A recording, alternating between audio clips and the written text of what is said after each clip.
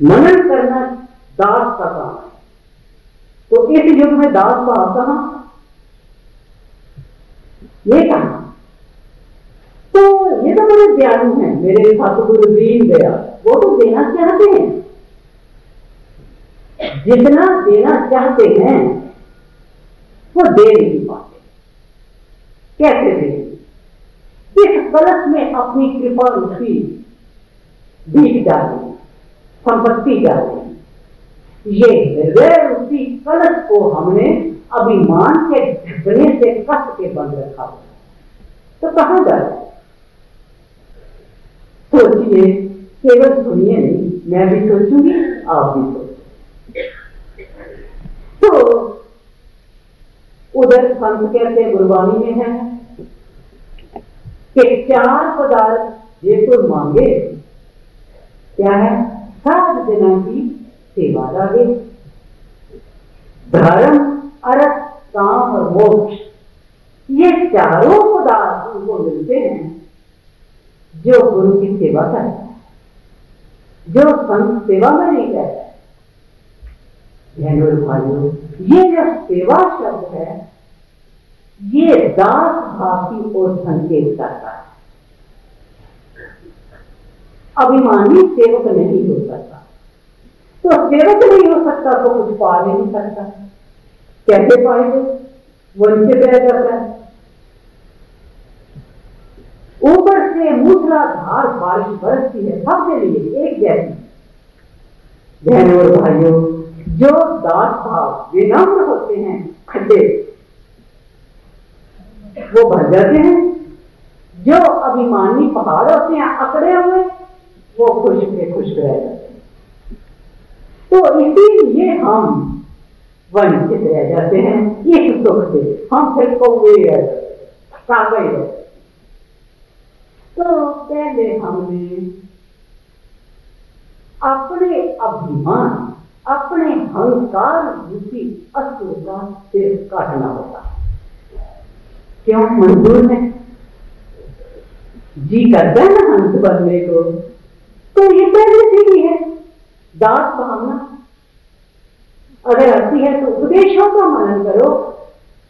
बाहर की अभी बाहर निकलता है कोई, ऊपर गिरते हैं लोग, मुझे नमस्कार करने, ये बहुत आसान है। लेकिन उपदेश का मनन करना बहुत कठिन। तो अहंकार का सिर कुचलना होगा, तभी हम गुरुदेव के पास जो दैवी संपदा के भंडार भरे हुए हैं, तभी हम उसके अधिकारी बन सकते हैं। नहीं तो बेशक सारा जीवन सत्संग में बैठे, सारा दिन हारा वाले भी जय, बेकारा वाले भी जय करते, कुछ नहीं बनेगा। बल्कि अच्छा होता कि ना ही जाते तो भगत भी कहलाए, लोगों से हाथ भी जुड़वाए और रहे को आपके काम, तो क्या बने? ये ठीक है कि हम किस्मत के धनी हैं, हमारे अहोभाग्य कि हमें पूर्ण गुरु मिले, ये सही बात है। इसमें कैसे मुझे कोई संशय नहीं। समर्थ गुरु मिले, तुलसी जैसे, कबीर जैसे, नानक जैसे पवित्र आत्मा, ऐसे गुरु मिले। परंतु गुरु पूर्ण है। गुरु तुलसी और कबीर और गुरु नानक जैसी उनकी निर्मल आत्मा है, तो ये पूर्णता तो उन्हीं की है ना। ये बड़प्पन तो उन्हीं का है, ये महानता तो उन्हीं की है। हमारा चातुर्य, हमारी बुद्धिमत्ता, हमारी अकलमंदी क्या है? वो ये है कि उनकी पूर्णता रूपी खजाने में से अपनी झोलियां भर भर कर हम अपनी अपूर्णता को पूर्णता में बदल दें, तब तो हमारे भाग्य हैं। उनके पास जो ज्ञान की ज्योति जल रही है, उसके साथ अपने हृदय को टच करके तो अपनी अज्ञानता का अंधकार दूर कर दें, तभी है ना, नहीं तो बाकी तो नहीं का है।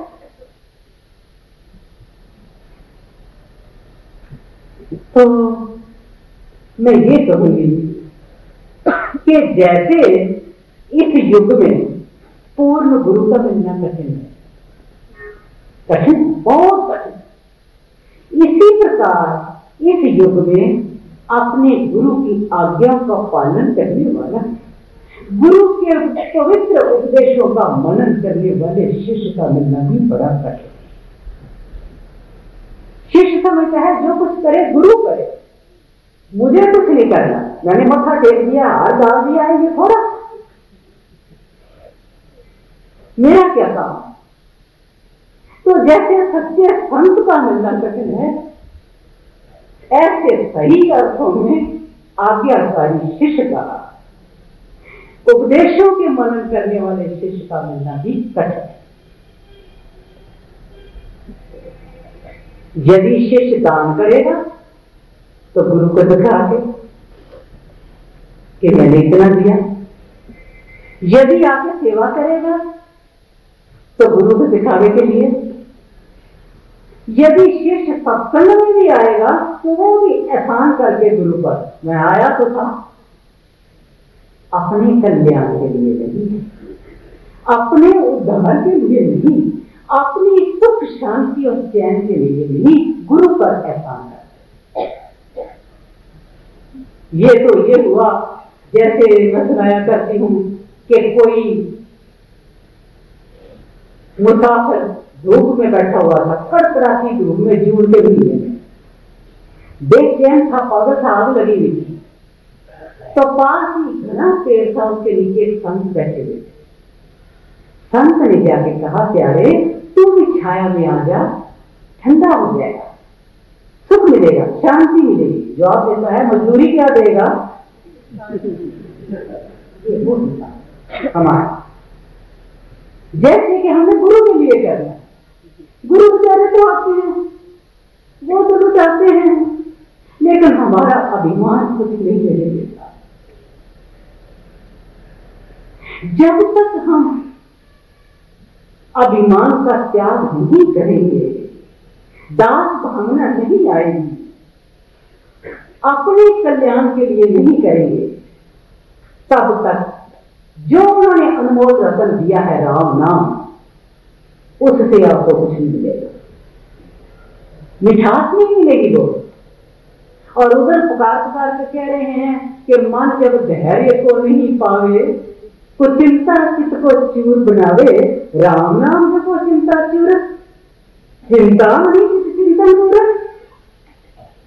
सब रोगों के औषधि राम नाम है, तो हम क्यों वंचित हैं? इसीलिए कि हमने अभिमान को छोड़ा, हम छोटे नीचे